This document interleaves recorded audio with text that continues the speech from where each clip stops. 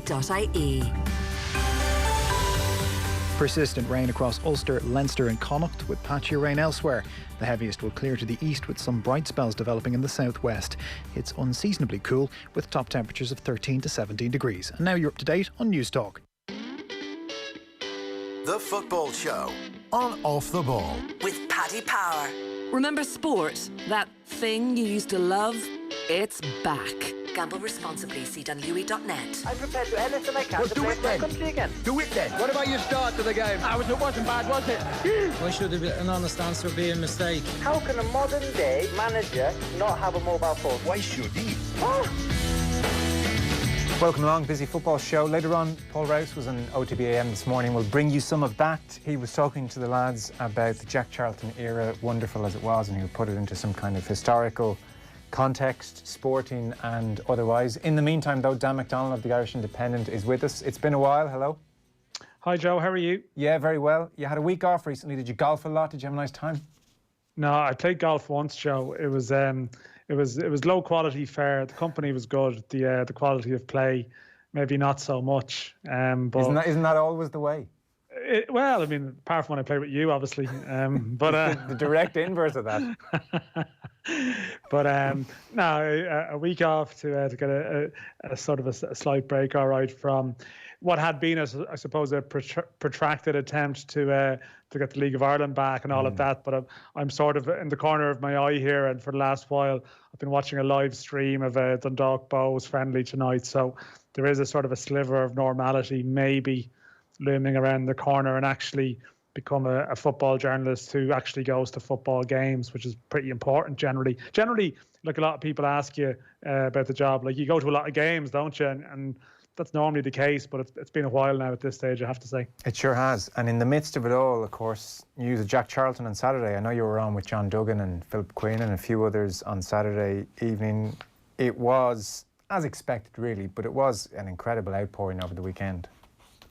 Oh, yeah, very much powerful. And I know that we've almost had no option but nostalgia at times during the past while. But, you know, you make no apologies for almost indulging in it here because, you know, depending on your age, but for a lot of people who are commenting on it, you know, it's been a massive part of their life. He represents a massive part of their life, either, you know, some of the happiest adult days of their life or the sort of childhood memories that we cherish. And I know it's different for different people of different ages. I even read some good stuff. I think it was a Rob O'Hanrahan and Joe, of like even people who don't remember at all, but through their parents or older people or whatever have accessed it in a strange way. So I mean, there's mixed views on the proliferation of nostalgia over the last couple of months generally, but I sort of said it on Saturday. I don't really tire of the stories, you know, the personal stories that you hear about that time, because you tend to pick up something new from a lot of them, even just from people you know, and stories and things you didn't realise. Like, you know, I was speaking to people over the weekend who weren't that interested in football, but then, oh yeah, they went to see, you know, they went to see the team in the airport hotel back in the day and stuff like that. I mean, it was just a unique time in our history, and probably in our relationship with our football team as well, that however good it is in the future, and look, we hope it's really good, it will never be the same as that. And that is a very distinctive part of our history too, I think. Yeah. So a few things going on I want to talk to you about. We'll get to all these Irish strikers scoring in a few moments' time. Obafemi, obviously, last night, the latest. And I should update you on Stamford Bridge, where Olivier Giroud has just broken the deadlock on the stroke of half-time for Chelsea against Norwich. Let's go over to Joe Ross. Half-time, Chelsea 1, Norwich City 0. Frank Lampard's side have dominated the game. It's been attack versus defence for most of it, and they have made their breakthrough right on the stroke of half-time. Olivier Giroud, who has had a couple of good opportunities throughout the match with his 6th goal in 8 Premier League starts. Pulisic with some good work down the left-hand side, cut out a cross, and Giroud headed it past Tim Krul. Chelsea on course for 3 vital points in their push for the Champions League places. Half-time, Chelsea 1, Norwich City 0. So, Dan, James McClean, let's talk about McClean then to kick off our chat. We're going to hit on a few different things. He was on TalkSport this morning. This was on the back of his Facebook post the day previously, where, in effect, what seems to have happened here is that he was actually driving home from training and heard Jim White on TalkSport on the way home from training, and Jim White was understandably very exercised about what had happened to David McGoldrick and to Wilfried Zaha, and was talking about the Black Lives Matter movement generally. And McClean was thinking to himself, well, hang on here. For a decade, I've been talking about sectarian abuse, and I've received little or no support, in my opinion, is how he feels about the situation. Not really enough from teammates, not really enough from the authorities. And it was in that context, actually, he went home and recorded the social media post. And then Jim White and TalkSport invited him on this morning to talk at length about the situation. So for people who haven't heard any of it, here is some of James McClean talking to Jim White on TalkSport this morning.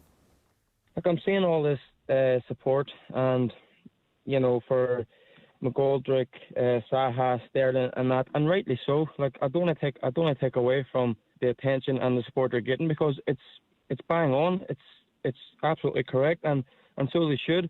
The point they're trying to make was, it leaves a sour taste, in my mouth, because I'm seeing all this support, and again, look, I can't touch on enough, rightly so. But then I'm thinking, well, I've been abused for the last 9 years, and where's my support been? Like, where's my level of attention? And when I say attention, I'm not looking for attention. I'm just, in my mind, discrimination is discrimination, but it almost seems that one holds a higher precedence over another, and that's what irritates me. I'm not looking for sympathy or attention. I'm just asking for equality, and that's it, really. Look, I've been getting horrendous abuse. Like, I've had police at my door with taking fingerprints and that, and taking fingerprints of club officials when I was at Sunderland, because there was balls sent. This is coming around to my family home, and I'm having police early in the morning, and I've had letters, and I've had birthday cards, and horrendous, which all been very well highlighted, and attention brought to it by myself. But it almost seems to fall on deaf ears. And people say, well, you brought it on yourself, but all this abuse started well before, I'm only human. Like, this started all well before I'd done anything. And sometimes I get annoyed, and I am an emotional guy, and sometimes the emotions that get the better of me, and I'll act out. But I'm acting out based on retaliation from all this abuse that I shouldn't be getting, and then the media, they jump on it, and they add fuel to the fire, and then, like, before you know it, my reputation's up in flames, and people will perceive me how they do then, just based on what they say in the media, and the media's got a big part to play, and how I'm perceived, to be honest. James McClean there, speaking on TalkSport earlier on today. Reaction to that, Dan?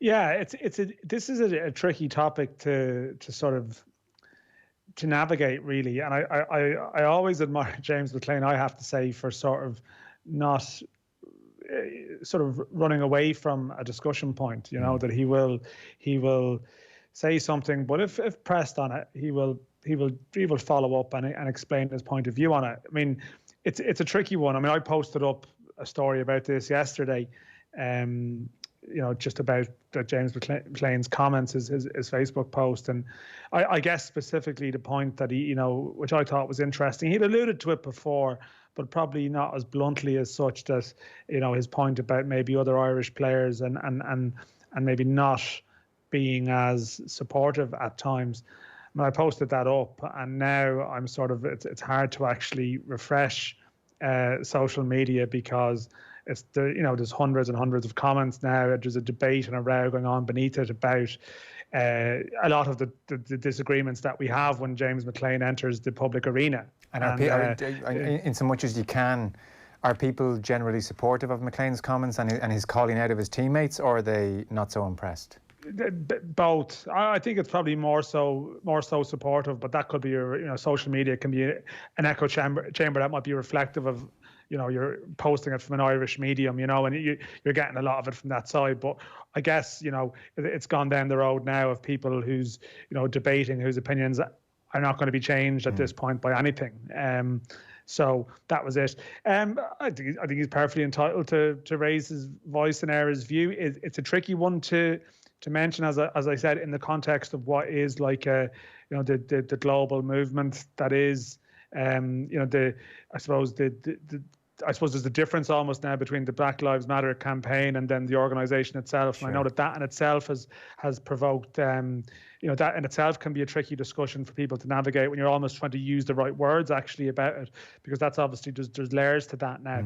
But the general area of, I guess, there is the racist comments, the abuse directed to McGoldrick and Wilfred Zaha, and certainly there is no doubt that some people don't consider the comments aimed at James McClean to be as serious. There's no doubt that view unquestionably exists. Oh, 100%. And it's very hard that is the view. And his point there, I listened to the full kind of 8, 9, 10 minutes of this in post the news round, because this came up and I was like, I must listen to his full interview. And, he came across pretty well, and absolutely that is his view, that discrimination is discrimination. But he used the phrase there that racism has a higher precedence over sectarianism and he just wants equality. That is his viewpoint.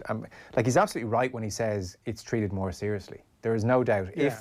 If a player had been on the end of racist abuse the way McClean has been on the end of sectarian abuse for 9 years, it would not have been tolerated the way it has been.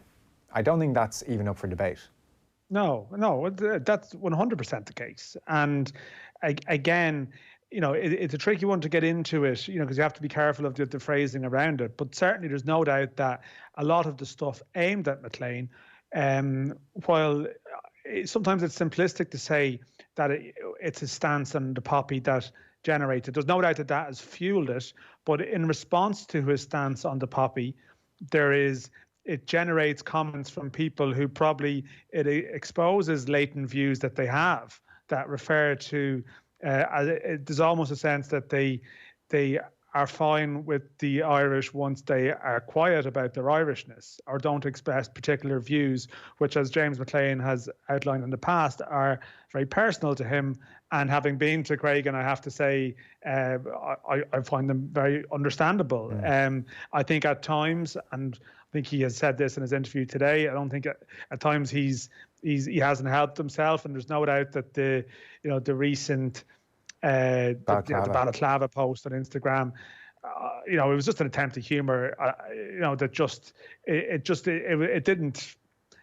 was bad. It was a bad judgment, a simple bad judgment. I don't think he can defend that. But at the same time, when you go down the route of saying that someone is bringing it on themselves, I'm not sure about that, because again, you're in the route of comparisons, but it's a sort of like saying, well, is someone bringing it on themselves if they, like we've had this in Italy with players who was the player in Italy who was told not to respond to taunts, or if you score a goal and go to people during, are you bringing it on yourself or are you just being defiant? And if someone in the crowd is moved to shout that at you or direct those comments at you, then really, that is an individual act relative to them being wound up by your actions, if you know what I mean. So it's and even going into it, we're sort of tiptoeing around there because it's sort of hard to actually you feel uncomfortable about comparisons because you don't want to be seen to be cheapening either or demeaning either. No, you don't create a hierarchy. Either version of it, exactly. And I think and ultimately I think with James McClean's situation is there is an element of just having to walk a mile in his shoes. How would you not feel strongly if you're getting stuff in the post, if you're getting stuff about your kids, if you're getting bullets sent, if you're getting people coming to your house, talking about threats and whatnot. And certainly I know that while he probably would be strong-minded about taking it, I guess he still has family who would view it maybe in different terms, and I find this very, very hard to take, I think. So he is 100% entitled to raise his view. And it is a fascinating point he makes. It has crossed my mind on several occasions. And I think John Walters spoke about this recently, actually, after he retired. I think John Walters had a post where he did maybe put a post out supporting James McClean. And it was sort of unusual that you maybe haven't seen too many Irish players publicly do that. And I think, there's no doubt that we probably suspect, and James McClean said it before, that they want an easy life, that to do so exposes yourself to a lot of abuse. But what if they feel the same as he does about certain issues but don't say it? Like, who do you sympathise with in that position? Both, I think. Both. It's a difficult career choice. You're a young person and you're so in the limelight, and there is a culture of being abused. So if you give anybody a reason to abuse you, they're unfortunately in that world, they're going to take it. So I've sympathy for both the person who feels they can't express themselves, and then I've sympathy for McClean as well. It was quite a good interview, because he did say to Jim White, I heard you being so vehement in your views on Black Lives Matter yesterday, driving home in the car, and I've never once heard you say anything about sectarian abuse. He was putting it up to him. And equally, I thought, in fairness to Jim White, he was giving it back to McClean. He was saying, you haven't helped yourself, the balaclava thing. And McClean, to his credit, said, yeah, okay, the balaclava thing wasn't good. And it clearly wasn't, for so many obvious reasons. It's not a joking matter. It's nothing to be glib about. So many lives and families were destroyed, whatever your political allegiance. It's not a funny thing. And he acknowledged that. And so I can see where Jim White's coming from, but McClean does rightly make the point that the abuse predated any missteps on his part. So he's there's been very eloquent letters on his part, which I'm sure he got help drafting and did all the right things and tried to really put a coherent view, point out there about why he was not wearing the poppy. And equally, he's done some stupid things, which are just going to inflame the situation, because you're dealing with idiots, and if you get into a row with them, they're going to row back. But he did make the point today. The abuse I was getting predated any of those missteps. And, he had a pop at the media as well. And there was no doubt in the English media, certain papers, I've seen it myself, the Poppy McClean story is always presented to the public as this person refuses to wear the poppy, refuses to acknowledge our heroes, refuses to celebrate the greatest generation. And there is very, very little in those pieces about his reasoning. And, his reasoning is absolutely solid, and he's courageous, I think, for taking that viewpoint. How could you disagree with his reasoning? How could you? Yeah. But the whole thing now, so here we are, 9 years on? I mean, Dan, every November for 9 years, you and I have had the chat.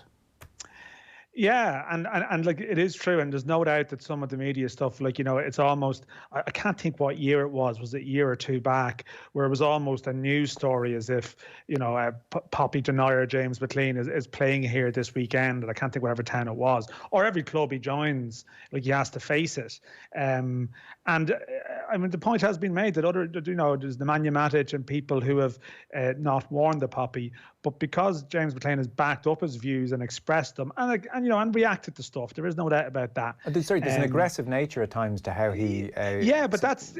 That's him. That's him. But that's the reality of that. I think. Yeah. But that is one of the realities. I'm not saying he's brought it on himself. I'm not saying no. No. But I'm just saying the reality is Nemanja Matic and James McClean will react differently to the abuse. For all we know, Matic has received abuse, and he just seems like the type of character who will absorb that and move on, whereas McClean, and as he's perfectly entitled to, wants to fight back against it. That's the only point I'm probably making. No, I guess, and I know what you're saying, but there's also there's probably not towns in parts of England that, in recent memory didn't have no Serbs on the door, no blacks, no Serbs on the door. Correct. So, that in itself is why I think it's we like our Irish to be quiet. It might just be an element of that. And listen, I appreciate there's a lot of, there also are, military towns in England who have emotive feelings about Ireland for their own reasons, possibly based on their own families or maybe things that may have happened to them. And that's a product of that. But what I find, and you mentioned that you liked the interview that he gave, or, you felt he represented himself well. Sorry, very well. Anytime he speaks about it, I think he wins me back every time. I was just going to say, I think that there's a caricature of James McClean based around what people believe him to be. And I think then there's the reality, I think, of if you get to spend some time with him. And look, I have had the opportunity, to do some pieces with James and do stuff around his family, and did a piece a couple of years back where I got to do, to speak to some of his friends as well, some of his close friends. And sometimes by speaking to people's close friends, you get a handle on the person themselves in a way. And certainly, like, he's not the type of person that you would hear described in a Daily Mail comment section or something, in terms of a perception of what he stands for. He does have views that people will not agree with in England and will never agree with in English.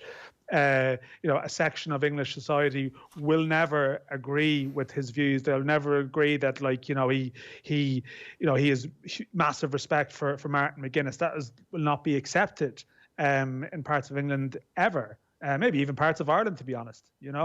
And but he can back that up with considered opinions about his life and his upbringing, and I find it very hard to argue with that when someone can do that. And maybe sometimes he may not necessarily represent himself best in a brief spur of the moment of anger, but over a longer period of time, I think he is able to do so. And like I say it again, like we and it's going back to the point about the original point nearly that you speak about, say, the view between the other Irish players maybe who may not say anything and some who do.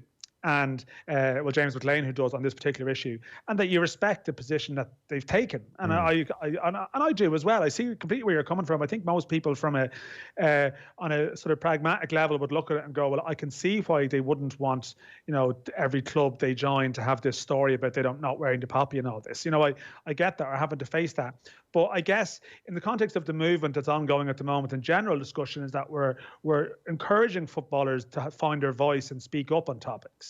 And we like that footballers do that. And well, I'm not sure we like the footballers do that. Not everyone does, maybe, but we respect that, they are public figures who can voice an opinion.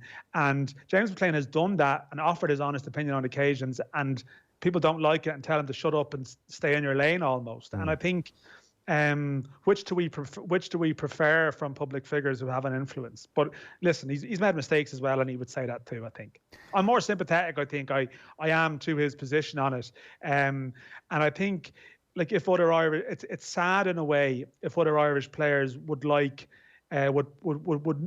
like to wear the poppy, but feel that they can't do it.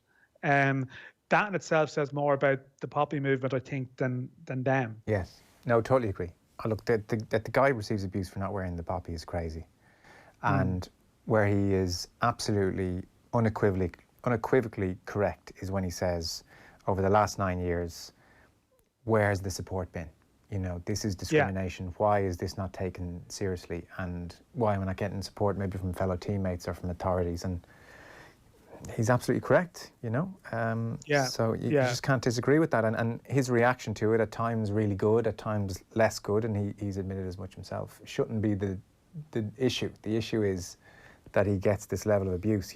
I hope your kids die of COVID. Bullets in the post was what he talked about today. Birthday cards arriving. People, how do they know families' birthday dates? Just sick stuff. And that, I, as you said, walk a mile in his shoes, and I'm sure you would bubble over at times. So I accept that as well. It's on TalkSport. It's worth a listen. He was in here with Nathan maybe in the last year as well. It was really good. So I think actually social media is not so much his friend. Actually, weirdly, some people get away with hiding their failings using just social media. 240 characters is good. McClean's actually better talking at length because he comes across so well. Well, some people, as we know, get their agents to do their social media for them, well, or like whatever it might be. Some of your posts are very polished, Joe, almost too polished. You're far more angry and away from it all. But it's definitely, you know, again, it's unfiltered that you get sometimes, but like most people, you know, in life, you know, we don't always express ourselves the way we would like to. No, not easy. But obviously, if you have, you know, if you have a massive audience, sometimes that can be magnified even more. We have about 2.5 minutes. We've gone way over time on that chat. So you were, like many people, noticing Obafemi had scored, and suddenly, Dan, we are inundated with Irish goal scorers. Give me the stats here. You were tweeting about this. Or sorry, your agent was tweeting about this on your behalf. Yeah, well, it wasn't Obafemi who was the 13th player, because he'd scored a couple already this season, but it was more McGoldrick over the weekend and just a couple of goals. John Egan last week. I was just thinking, how many Irish scorers have we got this year in the Premier League? We've had 13 different Premier League scorers, which is the most in almost a decade, back to 2011, 2012, when bizarrely we had 19 different players score that season, and as someone pointed out, then scored nothing at Euro 2012 itself. But they've obviously used it all up at that point. But it is true this season, and it's not just the fact that we've got 13 different players.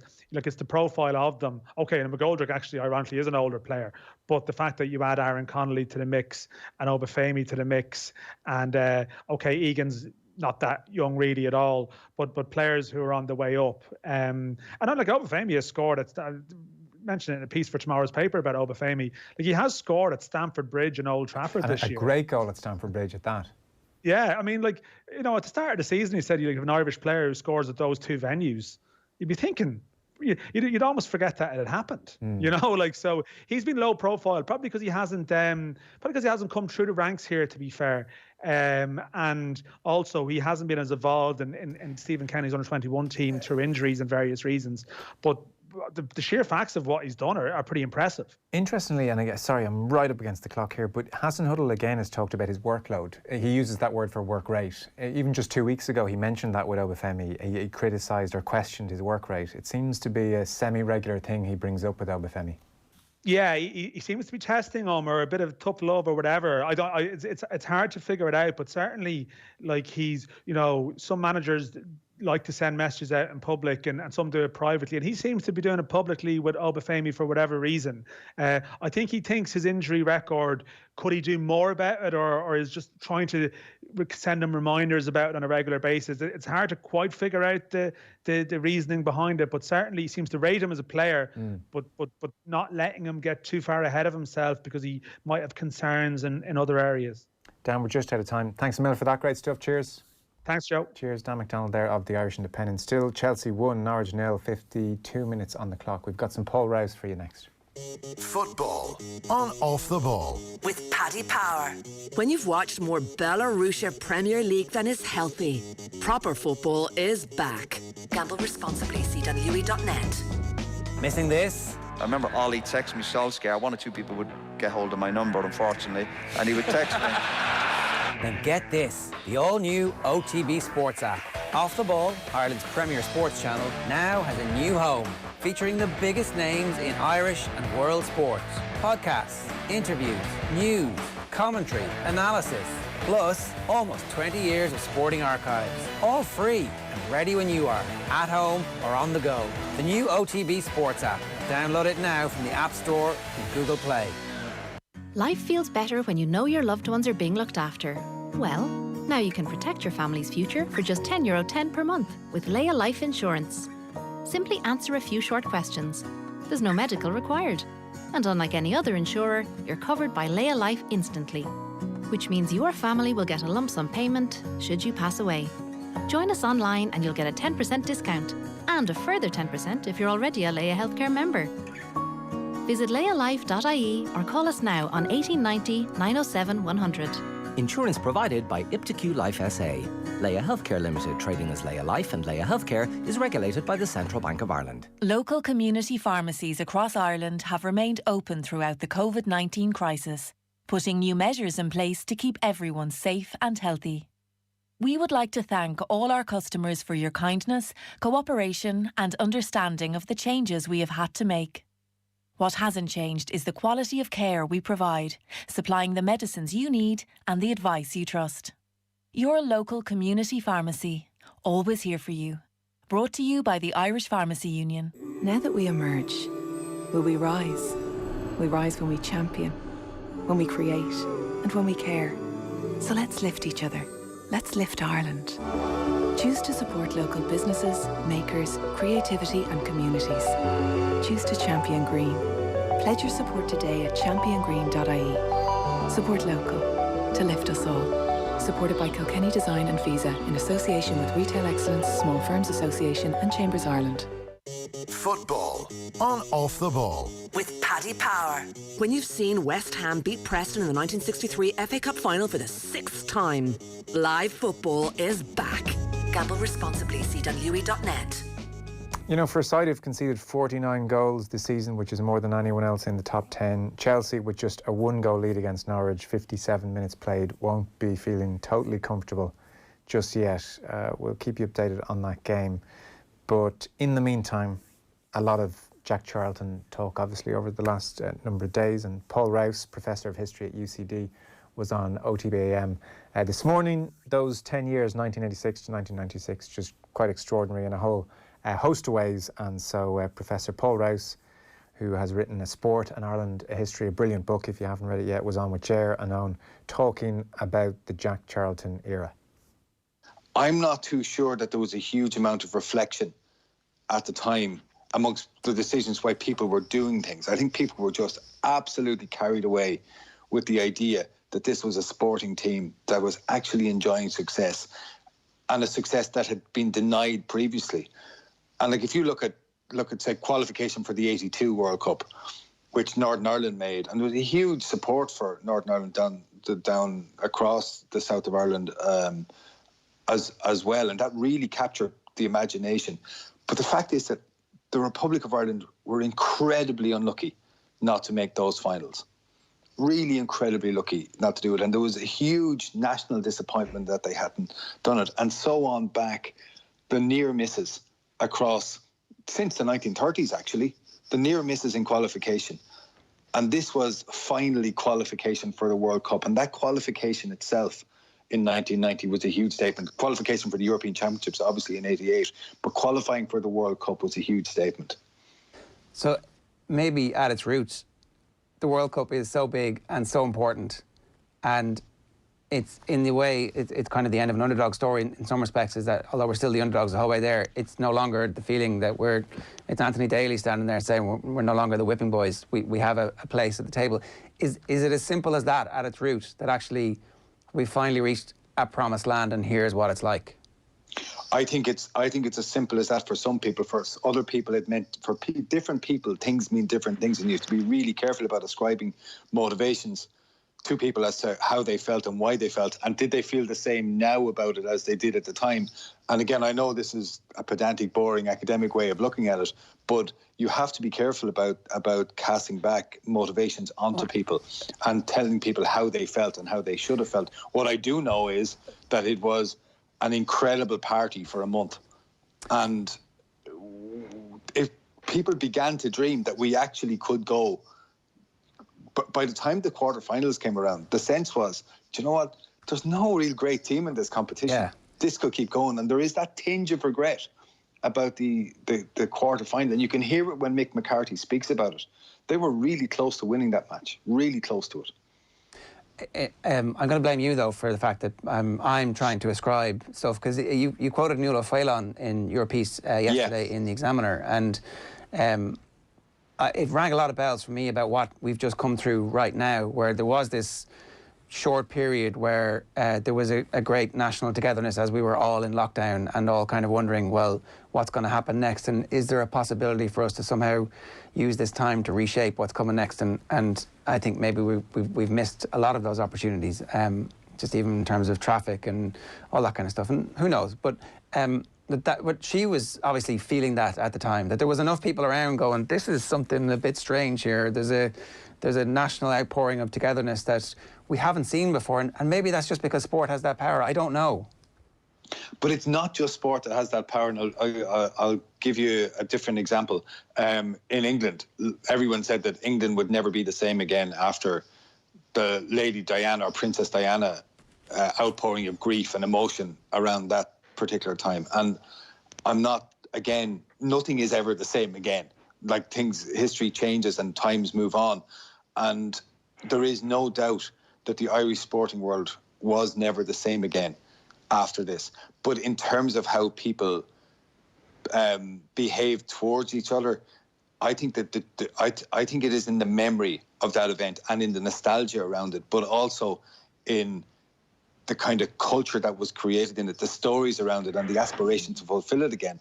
And look at what happened. 94, the 1994 World Cup was a pale imitation of that experience, even though Ireland actually went and won a match in the field of play, beating Italy. There was a great fun around that. It was really good fun on that particular evening. But by the time the team had departed that competition, the national mood had shifted a little bit. It wasn't like, look at the numbers who turned up to the homecoming in 94. They were way smaller than 1990. And by 2002, we were really ready for the row.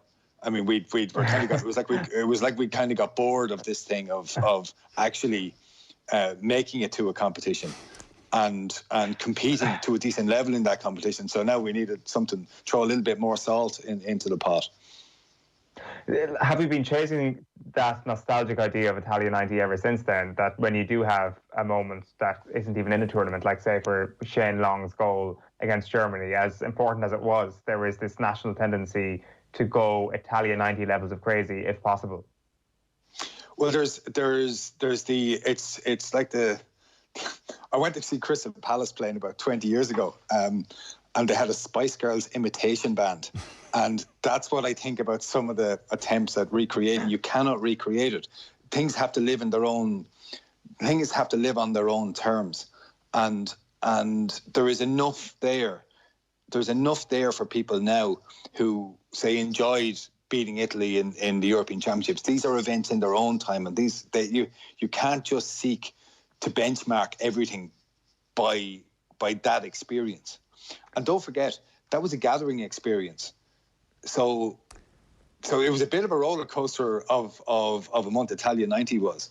But that whole 8 years and moving on, 10 years really, or 10 years of Jack Charlton's reign, but the 8 years from 88 to 2006, where there was a really serious roller coaster there. Don't forget, there was the failure to qualify for 2002, or for the 1992 European Championships, and then the disappointment of the playoff against Holland in 1996 when Ireland fielded a team of, there must have been 6 fullbacks in the team ultimately that took the field that day. So it wasn't just sort of nirvana for 8 years. There were ups and downs across those periods, but what the memory does is it collapses those bits that you want to remember into a kind of a highlights package. And it appears as if everything was great. Well, that's just not the way it was. It's interesting then if you distill it down to sport and forget about everything outside of sport for the time being, because it has been said a lot over the last couple of days that the 90s were kind of the birth of a more colourful GAA supporting fan base all around the country, and then you had the advent of professionalism in rugby, which sparked a greater interest in that game. These are all a series of coincidences rather than being a spin-off of Italia 90 though, aren't they? Well, the world changes all the time. The sporting world changes all the time, and to understand one thing as the consequence of another requires a lot of leaps. It's not to say they didn't feed off each other, but people had enjoyed going to Irish soccer matches before 1990. There was a long tradition, and by the way, there were people in the 80s, in the late 80s and the early 90s, who kind of were almost. They were almost expressed resentment at the idea that their team was now being opened up to everybody. Like they were it was almost, and they were legitimately asking the question, where were you before the bandwagon when we were here soldiering through this? And in GAA terms, what transformed the GAA in the 1990s was the broadcast of matches on live television, a new marketing approach which involved, say, for example, the Guinness sponsorship, which created new ideas around it, the development of broader county-based sponsorship, which produced the remarkable feat of actually loads of people wearing county jerseys and the birth of a county jersey culture, and all of that. And you're right, rugby's professionalisation demanded that the sport push beyond its narrow roots and actually develop a range of people who will now go to regularly to matches to help pay for players' wages. I think the coincidence is that money enters sport, and the big brands realise that they can invest in this and get a massive return and own and stake out sponsorship. If we can go back to the culture for a moment, because it feels like, so it has its poet laureate in the Barrytown trilogy, which is, they are essentially sports books. Well, certainly The Van is 100% a sports book. It's just a great book, though. It's a great. If anybody hasn't read The Van, they should read The Van. They should read the trilogy. All three of them are sensational. Yeah. They're sensational books, and they're extremely funny, but it also they're a great celebration of a culture. They are beautifully written in a way that kind of that is understated, but they capture a period of a time with depth. It's not just throwaway lines. It's really carefully crafted, and it's brilliant. I think they're works of resistance. I think they're works of like they're representing a class that is socially, economically, culturally and spatially oppressed in, like, you know, bad housing estates and no green fields. And I think that comes through when you read all the three books together. You can't but be thinking, geez, we didn't look after this portion of our population very well. But not to get sidetracked on that, we had the Troubadour in Jocks That Goes to Stuttgart, somebody chronicling this and bringing this to... I do feel like there's a coming out of the working class in Ireland in a way that it brings working class culture mainstream. And I don't know if maybe that had already happened, and I was just living through this and understanding that, like, people who wouldn't normally speak to us, you know, the conversations were always about GAA. We were now talking about football. Like, I remember distinctly somebody coming home from the match in Stuttgart and giving me the hat that he was wearing, and it was like, oh, you like football? So this is another kind of... Michael D said it was an opening up of stuff, and it feels a little bit like that. You're saying that maybe we're reading a bit too much into that. No. What I'm saying is that there is an opening up, but just you have to be careful how you frame that opening up. In that there was parts of it open already, and it wasn't just one thing or another. That's what I'm saying. There is no doubt that it spawned a culture around this, and it put soccer on the front pages of the Irish newspapers, and the Irish newspapers were massive in the 80s. It's not now where it's been swamped by digital culture, but in that sense, the front page stories, day after day, the Evening Herald, the Irish Independent, and so on, they were driven by soccer stories, and all the look the weeks beforehand, before Italia 90, the number of supplements that were produced by newspapers, the ads on the radio. David Walsh, the journalist, was home. And took a taxi in from the airport to go to the Gabe, and he listened to the Gabe Burns show, and something like 2/3 of the ads on the Gabe Burns show were about soccer. And this was the excitement that built around this achievement of getting there, and around the team, and the love of that team. And I do think you have to be careful, though, about saying that this is just like it's almost like a cultural expedition of people into working class life and taking the bits that they want. Like people knew these players. Is it not the other way around? Is it not the other way around, actually? That it's working class heroes finally getting credit and parity of esteem in pockets where I don't think, you know, I don't know if Gabe Byrne had ever spoken about football. I'd be very interested to go back to the archives, but I'm sure he was by the time 88 came around, by the time 1990 came around. And I don't know how much the Irish Times, like, they would have had Peter Byrne as their soccer correspondent, but I don't know if anybody else would ever have written about soccer in the Irish Times. I don't know, right? Soccer is covered in the Irish Times from the 1890s onwards. In the same kind of loving, reverential way that it happened in the 80s. But let's be clear about it. GAA wasn't covered in the Irish Times for in any meaningful way for many of the decades of its time. Like, the Irish Times, a rugby newspaper, rugby and horse racing dominated, and golf. So, but I think your point stands that it is a push of people from a culture right into centre stage in a way that mattered, but again, I'm just saying that these things change as they go along, and it wasn't just one moment. It's a series of moments over a period of 8 years.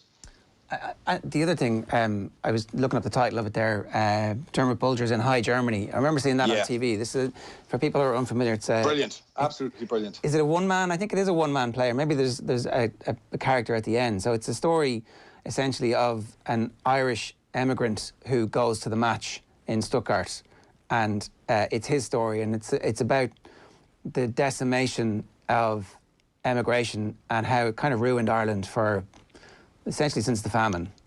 And finally there's this big mad party in a field in Germany, and people are meeting up from generations and all around the world to come here to celebrate Ireland playing England, and then we beat them. It's kind of ridiculous. It is again a brilliant piece of work, like absolutely brilliant piece of work. And I think it's really interesting to look even at the Irish music charts from the 1990s. Like look at the start. Take 1990 for example.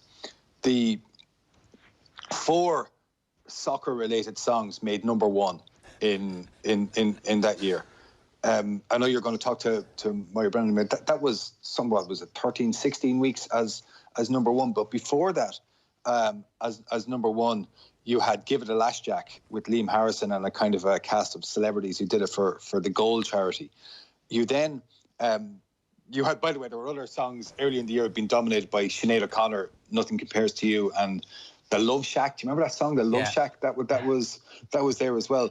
But after that, The Memories had a song called The Game, which was a list of kind of peak personalities of Irish soccer, not just present ones, but reaching back through Johnny Giles and into the history of soccer a little bit. And then finally, later in the year, there is the Ooh-Ah Paul McGrath song, where Paul McGrath featured in the track. Paul McGrath, a lovely singer, by the way, and featured in the song. So 4 #1s. And that showed part of Ireland. But another song that was #1 that year was Mick Lally's song about Glenroe and being on the farm. And that was #1 for a while. So it's a kind of country and western tradition. And now, like, this kind of push of soccer songs in to dominate the chart for the entirety of the second half of the year. The Game was the version of We Didn't Start the Fire, isn't that it? Yeah, that's exactly right. That's exactly right. Ooh-Ah Paul McGrath featured Michelle Rocca, as far as I remember. Yeah.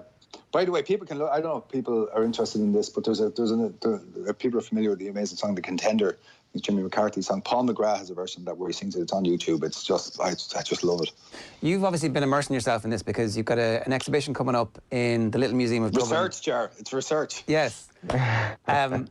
So, what can we expect from that? And what have you found that has kind of... look, I know you don't want anybody to put an easy narrative on it because, again, that's kind of been the feature of the lecture series that you've been delivering and the history of Irish sport, is that it's too easy for us to sit here now and go, well, everybody in 1990 didn't know anything about football. They switched the TV on. There was sunny and Ireland were winning and we all had a massive party and the country got rich. And that's how the Celtic Tiger happened. Nice little tidy narrative. We wrap it all up and we go. Yeah, here's a ball. Here you go. There's your sociological study of how soccer transformed Ireland and how soccer was transformed by Ireland, and it doesn't hold water. Yeah. There's definitely loads of little bits and threads of that are very interesting to pull on. Like the point you make. Absolutely. I'd say the ad industry probably comes into birth in Ireland. Before that, it was GAA players and Ivomec, and then after that, at least there was a little bit of central funding from Sony going, here, there's a market over there for people buying videotapes because they all want to tape the Ireland matches. Maybe we should put a bit of funding into that. So I think there's probably loads of little bits that happened connected somehow to the football, but not because of the football. But it's even, and it goes way beyond that, Ger, as well. It's McCurtain's drapery wishes the very best to the Irish soccer team and things. So you can see it in the local papers. It's everywhere. It is basically the immersive. Soccer becomes part of advertising culture in a way. I mean, soccer had always been commercialised. There's not soccer being professionalised in Ireland in the 1890s. So it's not like there wasn't a commercial culture around it. But now it's mainstream. Absolutely mainstream in how you sell goods. And maybe an appreciation that this demographic has some spending power. Exactly. And this is one of the things. So in setting up this museum, this exhibition with Little Museum, it's opening on the 31st of July, and it's been a great experience to go back and read all the stuff, to read the newspaper reports, to read the supplements, and people sent in some of the collections, and we saw some of the memorabilia that was around, and some of the stuff survives. Like I love that flag, Squeal Amach and Bubbling, and that's still going. From people might remember that from 1990, and this massive flag that was passed through the crowd. But there's everything from, well, I won't tell you everything is, but there's obviously T-shirts and milk bottles and photographs, original photographs, postcards sent home, and the works, all wrapped into it. And what we try to do is tell the history of Irish soccer in the run-up to 1990, and then talk about how that had a transformative effect on people's lives during that year, and then try and tease out its legacy. And there's a really contested legacy here, because some people will say the legacy was a transformation of Irish soccer. Well, I'm not entirely sure about that. There you are, Professor Paul Rouse, Professor of History at UCD School of History, talking to Gerard Nolan this morning. Fascinating stuff. Full interview is waiting for you on the OTB app if you're interested. Stamford Bridge, meanwhile, 76 minutes gone. It's still Chelsea 1, Norwich 0. Chelsea in complete control of the play and creating an odd half chance here or there, but they have not managed that second goal just yet. Football on Off the Ball. With Paddy Power. It's not quite a TikTok lip sync of Donald Trump, but it's a close second. Gamble responsibly. See dunlewy.net.